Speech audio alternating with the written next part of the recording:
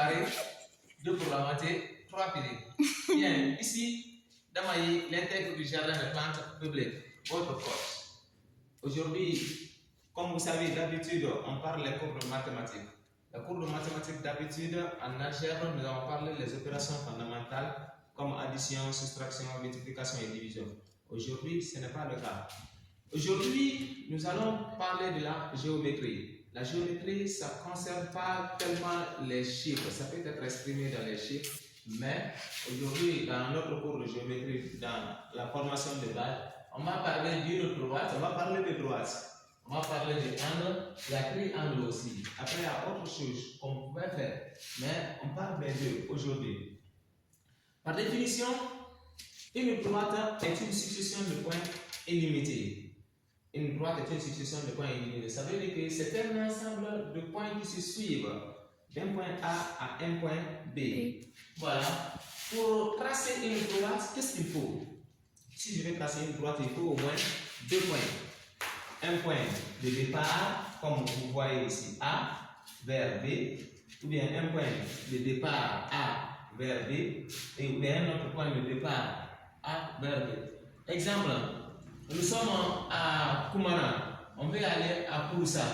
Pour aller à Kouroussa, on quitte Kumana, c'est notre point de départ, on va à Kouroussa, c'est notre point d'arrivée. Donc quand on joint les 2 points, ça veut dire que c'est une droite. Par définition, une droite est une succession de points illimités. Merci. Voilà. Il faut 2 points pour tracer une droite. Mais une droite peut avoir des différentes positions. Ça veut dire que les positions relatives d'une droite. Une droite peut être arrêtée. Si c'est arrêté comme ça là, on appelle cette droite une droite verticale. Ok? Si une droite peut être couchée, si la droite est couchée, on appelle cette droite une droite horizontale. Une droite peut être oblique. Ok? Si une droite est oblique, ça veut dire qu'elle n'est pas arrêtée, mais elle n'est pas aussi couchée. Donc elle est inclinée. Si elle est inclinée, on appelle cette droite une droite oblique. Merci. Vous avez compris. Donc ça c'est l'ensemble des droites. Maintenant on va parler des angles. Comment on trouve les angles? Pour avoir un angle, il faut combien de droites? Il faut au moins 2 droites, ok? Il faut au moins 2 droites.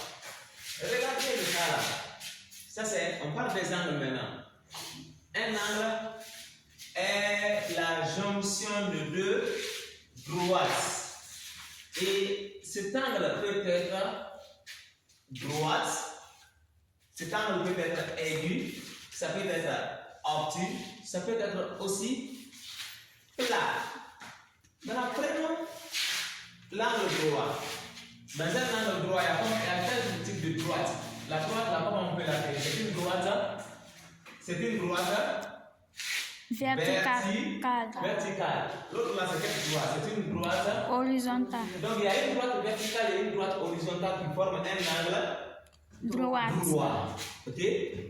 Maintenant, on va prendre cet autre angle qu'on appelle angle aigu.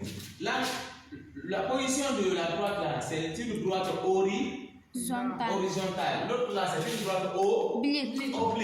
Donc ça veut dire que dans un angle aigu, il y en a une droite horizontale et une droite oblique. C'est ça qui donne un angle aigu. Ok?